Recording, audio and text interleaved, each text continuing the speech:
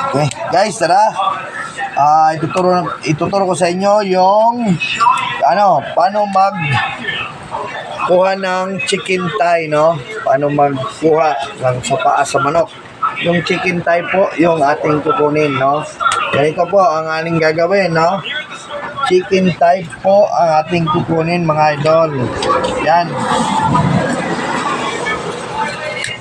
Yan. Ito po yung thigh. Yung laman na malambot, mga idol, no? Malambot na juicy siya. Yan. Ito po yung masarap gawing chicken teriyaki kasi nga ay malaman siya, tapos malambot, tapos juicy yung laman. Kaya itong kinukuha nila sa manok, no? Ito. Dibahin lang sa gitna, mga idol, para iyon makuha yung buto, mga idol, no? Yan. Okay na, mga idol. Tapos tanggalin yung balat, mga idol, no? Yun. Ito na po, mga idol, no? Finished product po yan. Ito po siya yung tapos laman, wala ng balat, wala ng buto. Imamahugasan mo lang ng maigi, sabay marinate, mga idol. Ito na po yung chicken thigh pork chicken teriyaki, mga idol. Ito naman ang breast, chicken breast, mga idol, no? Paano magkuha ng chicken breast sa manok? Number 1, guys, no? Sagad nyo dun sa dulo. Yan.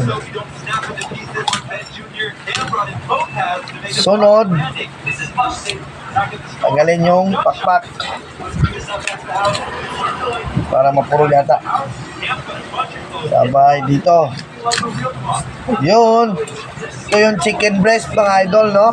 Tapos dapat frisco yung manok na gagamitin nyo, no? Yan. Chicken breast. Tapos tanggalin yung balat. Yan. Saka gamitin.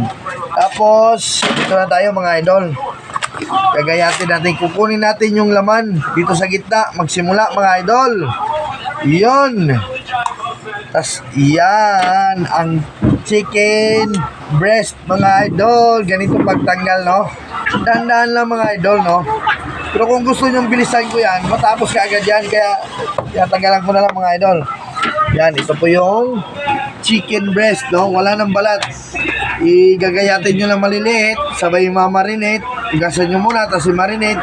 Pwede siyang maging chicken teriyaki, chicken stick, and chicken, ang tawag yun din, yung chicken fillet. Meron pa yung isa, chicken cordon bleu.